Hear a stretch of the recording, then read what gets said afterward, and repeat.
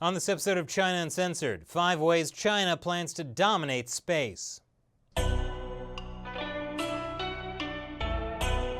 Hi, welcome to China Uncensored. I'm Chris Chappell. Space, the final frontier for China's enterprising space program. Its continuing mission to explore places where NASA probes have already gone, to dominate other civilizations, and to boldly steal U.S. space technology. China truly does have ambitious space plans. And if you watched Valerian, which you probably didn't, you know that the Chinese government sees its own future in space. And with NASA funding having leveled off in recent years, China hopes it can be the new space sheriff in town. So what exactly are China's plans to dominate space? Here are 5 of them. Number 5, Moon Rover. But not just any moon rover. This one will land on the dark side of the moon, presumably to make contact with the Decepticons, hoping to ally with them and dominate the Earth. What they don't realize is that the Decepticons would never team up with the Chinese Communist Party. Even Decepticons have standards. China has a mission to land a rover on the dark side of the moon at the end of 2018. It's a technical challenge because communications are harder to handle with the probe on the dark side. The mission is called Chang'e 4, named after a Chinese goddess who lives on the moon. The point of the Chinese rover mission is to study the moon's geology and to prove once and for all that the moon has been part of China's territory since ancient times. Number 4, Mars Rover. Not content with sending a rover just to the moon, China also wants to send a rover to Mars. I mean, it's called the Red Planet. It's just asking to be conquered by communists. The mission is set to launch in 2020. It will land a rover that will collect important data on temperature, atmosphere, and surface conditions. I guess no one told them that NASA has been landing rovers on Mars since 1997. Wouldn't it be easier for the Chinese military to just hack that temperature data from the US? Actually, they can just Google it. Oh wait, Google's blocked in China.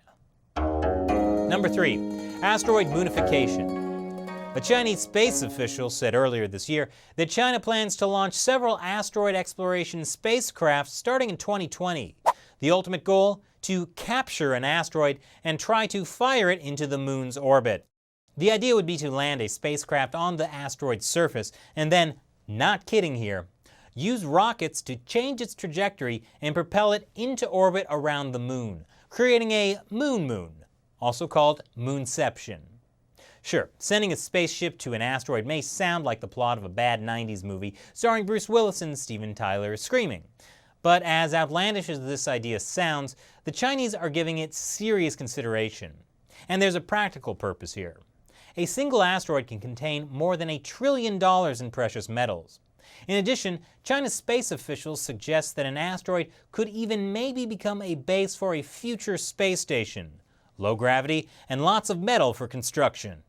And speaking of space stations, number 2, regular space station. This one is much more realistic than capturing an asteroid. China wants to have the dominant space station in low Earth orbit. Right now, the International Space Station is pretty much the go-to place for hanging out in space and making brushing your teeth look fun. China already has a couple of space stations, Tiangong-2, which is in orbit but currently floating around unmanned, and Tiangong-1, which is done with its mission and is about to crash land on Earth somewhere and hopefully not kill anybody. Now, China wants to launch Tiangong-3 in 2022. It will be a permanently manned modular space station, meaning it can be expanded. The International Space Station is set to be decommissioned in 2024.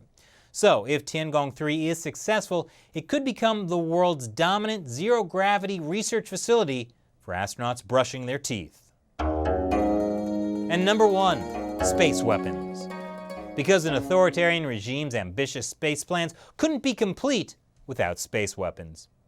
Researchers from China's top laser research institute have proposed building a 5-ton spacecraft that would orbit the Earth and could be used to shoot down other satellites with chemical lasers. They wrote that the space-based laser weapon system will be one of the major anti-satellite development projects.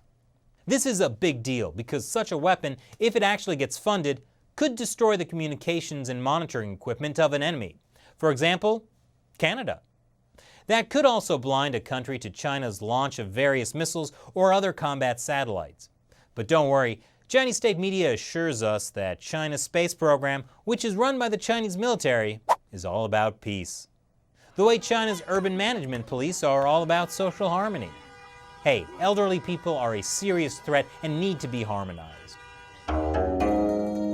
And coming up after the break, something smells rotten in Australia. And no, it's not a Vegemite sandwich. Want to help me directly make more great episodes for you? Check out our crowdfunding site on Patreon. You can support us with, for example, $1 per episode. So click the orange button here and support us now. Thank you.